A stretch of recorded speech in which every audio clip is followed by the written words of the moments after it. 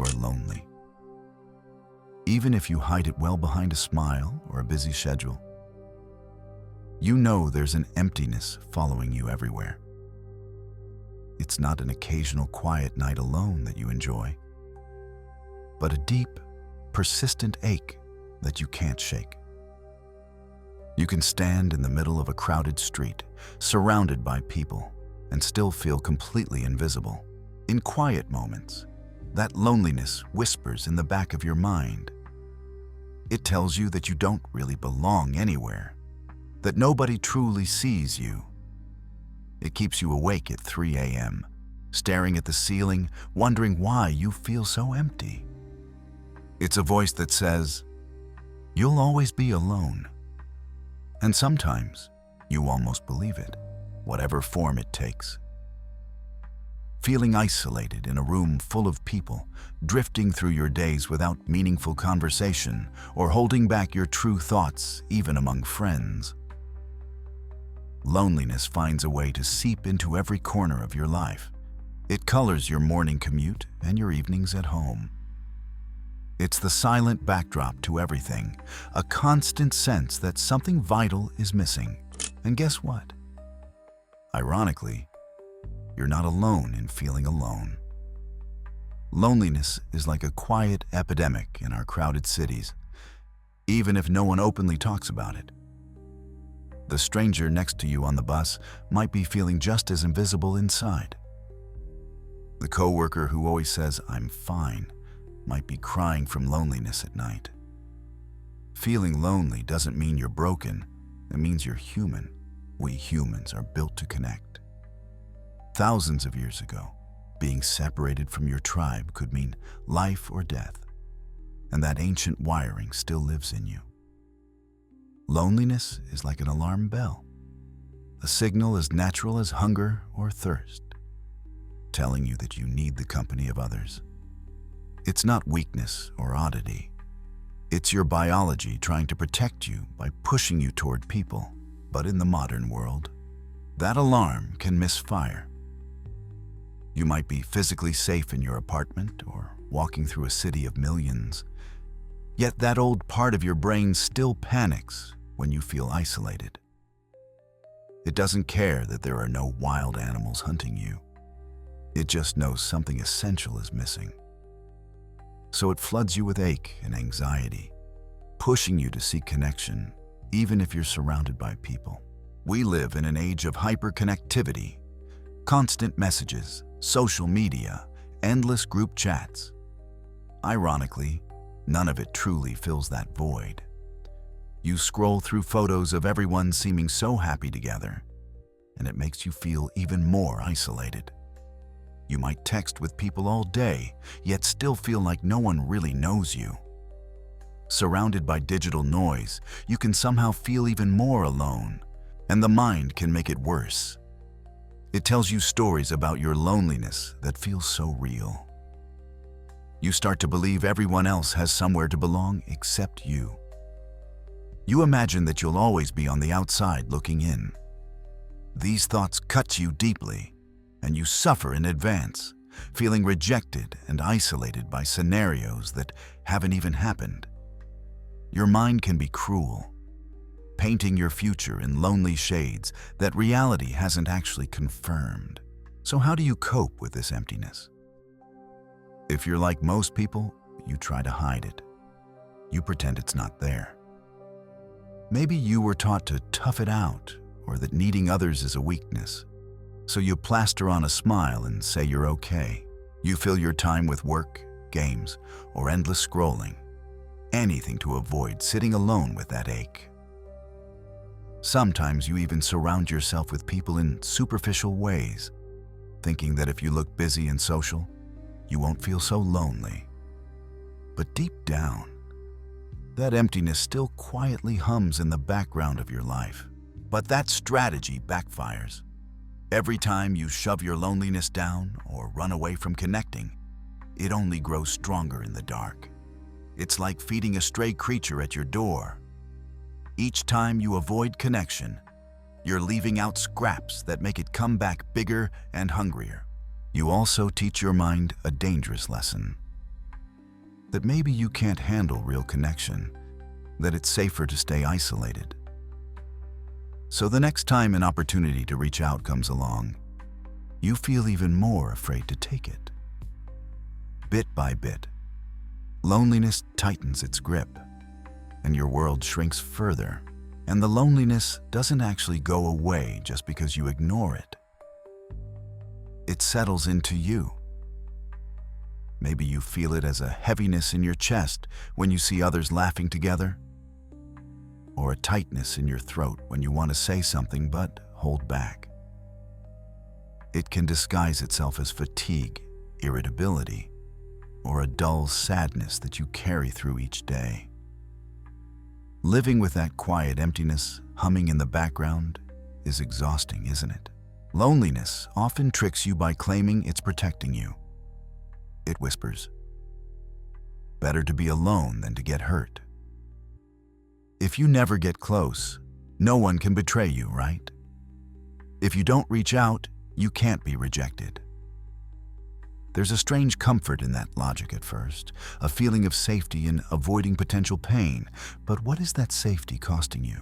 Each time you turn away from a chance to connect, every gathering you skip, every conversation you avoid, every feeling you swallow, you add another brick to the wall isolating you. Brick by brick, year by year, that wall grows higher. Eventually, it can get so tall that you can barely see out to the life you long for on the other side. What started as self-protection slowly becomes self-imprisonment. Maybe isolating yourself did spare you a few hurts along the way. Maybe there were times when keeping your distance protected you from heartbreak or drama. But how much of your life are you sacrificing at the altar of safety now? Loneliness was never meant to be a permanent lifestyle. It's more like a warning light, meant to flicker on just long enough to push you back toward others. It's not supposed to move in and take up residence in your soul. When loneliness moves in and settles down, it stops protecting you and starts robbing you. Instead of saving you from pain, it steals joy and meaning from your days. A life ruled by loneliness is a life half-lived. You might be breathing and functioning, but you're not really living. More like drifting through a gray haze while others outside are in the sunlight. That's why across cultures and ages, there are so many reminders of our need for each other.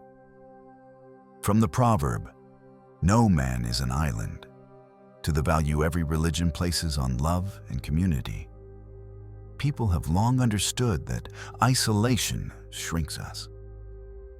Philosophers, poets, and scientists alike point out that a single individual cut off from others withers in some essential way. Connection isn't just a nice to have. It's what makes us fully alive. Even spiritual teachings echo this truth. Buddhism suggests that the very feeling of being a separate, isolated self is an illusion, and that illusion is a source of suffering. Taoism speaks of living in harmony with the flow of life, not feeling like a fragment apart from the whole. They remind us that the disconnection you feel isn't the ultimate truth of things. Loneliness is a lens that warps reality. In truth, you are not as alone as you think. You have always been a part of the human family, part of something much larger than yourself, even if you've lost sight of it. But let's bring this back from the philosophical to the personal. It's easy to agree that humans need connection or that lots of people feel lonely. But it's harder to shine a light on your own life and see how loneliness has been steering you. This is about you now. How has that quiet ache been influencing the choices you make every day? So ask yourself, is loneliness quietly influencing your decisions and habits? Think about it for a moment. How often have you said no to something because you assumed you wouldn't fit in or no one would care if you showed up? How many times have you held back your true feelings or interests because you thought nobody would understand? Have you ever turned down an invitation, not because you didn't want to go, but because you were afraid you'd feel out of place once you got there? Have you stayed quiet about your feelings, even when you desperately wanted someone to understand, because you didn't want to bother anyone with your troubles? Maybe you keep conversations shallow, sticking to safe topics, because you're terrified that if you open up and show your true self, you'll be rejected or misunderstood. If you nodded along to any of that, you're not alone. We all have little ways we protect ourselves like this. And admitting it isn't meant to make you feel guilty or ashamed. It's meant to shine a light on the subtle ways loneliness has been steering you. You're not bad or broken for doing these things. You're human. But now that you see it, you have a chance to do something about it. Once you spot how loneliness is influencing you, you can begin to loosen its grip. By naming it and bringing it into the light of your awareness, you stop it from quietly pulling the strings from the dark. You can't change what you refuse to acknowledge. But now you're acknowledging it. You're saying, yes, I see how this loneliness has been shaping me. And that simple act of seeing it starts to take away some of its power. Some loneliness runs so deep that you barely recognize it as loneliness anymore. It's woven into your daily life and habits. It might hide behind your automatic "I'm fine on my own" reflex, or the way you always say you're too busy to meet up. Psychologist Carl Jung described a shadow self, the parts of us we push away or refuse to face. Perhaps your longing for connection lives in that shadow. Maybe at some point, you decided it was safer, less painful to pretend you didn't need anyone. So you buried that need in the dark. But it's still there, quietly influencing you from behind the scenes. Maybe deep down you carry a belief like, "I'm not really lovable," or "if I let someone in, they'll just end up hurting me." It's not a loud thought. It's more like a subtle current running beneath everything. You might not say it outright, but it's there. That quiet belief can steer you in surprising ways. It might be why you pull back when someone shows you a bit of kindness. It might be why you never text first, or why you laugh things off when you're actually hurt. In those moments, you're not consciously thinking, "I'm lonely and scared."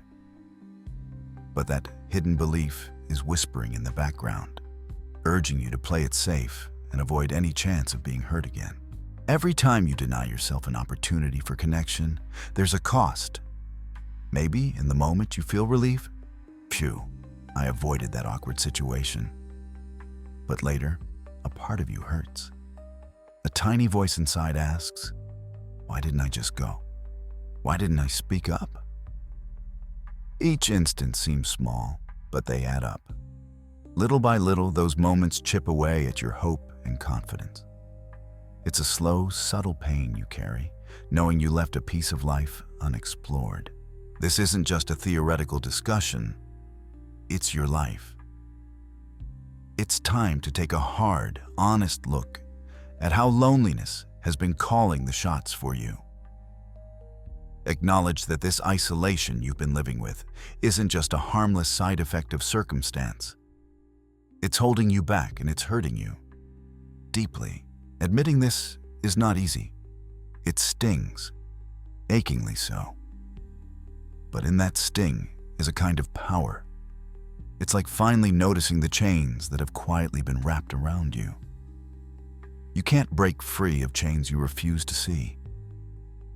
Realizing how your loneliness has bound you is the first step toward loosening its hold. Maybe you've been holding onto your loneliness as a kind of armor. Keeping everyone at a distance felt like a life jacket. You thought it would stop you from ever drowning in heartbreak. But now you can see it's more like an anchor dragging you down. Those walls you built to keep pain out have also been keeping out joy, and they're getting heavy to carry. By letting loneliness run your life, you've been betraying yourself. You've left pieces of your heart and your potential to wither away beneath the surface, all in exchange for the illusion of safety. Think of what this isolation has stolen from you, in big ways and small. The friend you never made because you never reached out. The love that never had a chance to grow because you walked away before you could be hurt. The adventure you passed up, the memories you never created, because you chose the safe solitude instead. Those are moments you can't get back. That's life you've missed out on. And consider the parts of yourself that you've forced into hiding. Your playful side, your adventurous spirit, your open heart. All those bright, beautiful parts of you have been dimmed under the weight of loneliness. Each time you held back or said, maybe later to life. You told those parts of yourself, not now, it's not safe to come out. You've been sacrificing bits of your happiness and personality at the altar of loneliness just to feel safe. It's a steep price to pay for that comfort. Was it really worth it? Loneliness convinced you that settling for a smaller life was safer. It wrapped you in a bubble where nothing big or unexpected happens, no big hurts, but no big joys either. And that bubble keeps out the warm sunshine of friendship and the fresh air of new experiences. Live in that state long enough and you might forget what you're missing. You come to think this dull emptiness is just normal. That loneliness becomes background noise, a low hum in your life. You still go about your day, work, errands, routine. But part of you stays numb. There's a knot in your chest that never quite goes away. You're never fully at ease, always a bit guarded, bracing yourself for the next reminder that you're alone. So what's the alternative? Are you doomed to stay in this loneliness forever? Do you just flip a switch and suddenly never feel alone again? Of course not. Loneliness is a part of being human, and it will visit from time to time. But here's the important thing. You can decide that it will no longer run your life. You can feel that ache and still gently choose to step out of your bubble. In other words, you can begin to reconnect, even if it's scary. After all, loneliness has been your companion for a long time, unwelcome but familiar. The thought of stepping out of its shadow and letting people in might make your heart pound. It means facing everything you've been avoiding. The risk of rejection, the vulnerability of being seen, the uncertainty of real relationships. Your loneliness and the fear beneath it won't let go without a fight. It will urge you to stay in your safe bubble, to not risk that pain. Pushing past it will likely be one of the hardest things you've done, because once you step out, anything could happen. Yes, you might reach out and feel awkward or even get hurt. But you might also be embraced. You might find a friend who truly gets you, or a love that fills your heart, or simply a sense of belonging you haven't felt in years. The same unknown that scares you is also where all the good stuff is hiding. The connection, the understanding, the joy. You can only find those by taking that chance. Stepping into the unknown of connection is the only way out of that self-made prison. Staying in your familiar, lonely comfort zone might feel safe, but it isn't really living. It's just existing. Hiding from life won't actually prevent bad things from happening. It will only prevent the good things from reaching you. It won't make your life longer. It'll just make it smaller and emptier. So I'm going to challenge you now. Pick one small step toward connection that you've been avoiding. Name it. Maybe it's messaging an old friend you drifted away from, or going to that meetup or class you've been curious about. Perhaps it's admitting to someone you trust that you've been feeling lonely. Identify one thing, even a tiny thing, that you can do to push back against the loneliness. Today or this week, take that one small action to break the pattern. If that little voice in your head says, "Don't bother them, they won't care," reach out anyway. Send the text, say hello. If it says, "You'll just feel awkward if you go there," go and see what happens. Prove that voice wrong with one tiny act of connection. Show yourself, even in a small way, that you are in charge, not your loneliness or fear. You'll probably feel nervous when you do this. That's okay. Your heart might race when you hit send on that message or walk into that room. Your voice might tremble when you open up to someone. That's completely normal. Courage to connect isn't about suddenly feeling fearless and outgoing. It's about feeling that anxiety and taking the step anyway. Also, take a little time to sit with your loneliness and actually listen to it. It sounds strange, but try it. Find a quiet moment when you're by yourself and just feel what it's like. Is there a heaviness in your chest? A lump in your throat? Does your body feel tired or tense? Notice it. Then gently ask your loneliness, almost as if it were a person. What do you need? What are you trying to tell me?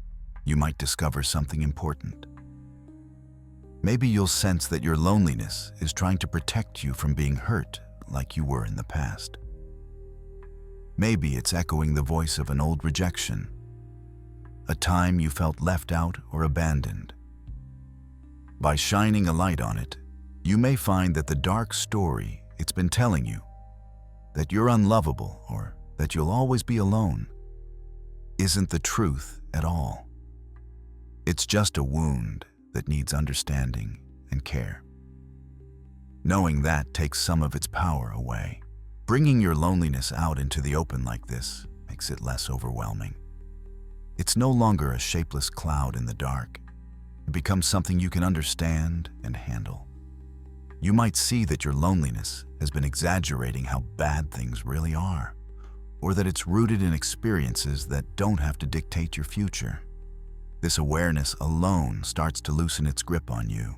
Will it feel uncomfortable to leave the safety of isolation? Absolutely. At first, it might be like walking out of a dark room into bright sunlight, disorienting and intense. You might find yourself wanting to retreat back to the familiar darkness. Your emotional legs will feel shaky, and your heart will need time to adjust to being open. But give it time, and you will adjust. With each brave little act of connection, you'll grow stronger. You'll stand a bit taller. Each time you let someone in or reach out, you reclaim a part of yourself that you had hidden away. You'll remember the curiosity, the warmth, the love you're capable of feeling and sharing. The parts of you that you thought were lost. Piece by piece, the real you steps forward again, alive and connected. Will all your loneliness vanish overnight? No, and it doesn't have to. Everyone feels alone sometimes. It's part of life. But here's the truth. The pain of reaching out and facing your loneliness is temporary, while the pain of staying stuck in it can last a lifetime. Living locked in loneliness is a slow way of dying inside. You deserve more than that. Your time here is too short and too precious to spend it trapped behind those invisible walls. So when loneliness comes knocking, acknowledge it. Notice it, but then choose to step forward anyway. Send the message. Say yes to the invitation. Take a deep breath and open your heart a little instead of closing it. Step out of the shadow of your solitude and back into the world of the living. The only thing left now is what you decide to do with this freedom. Life is waiting for you.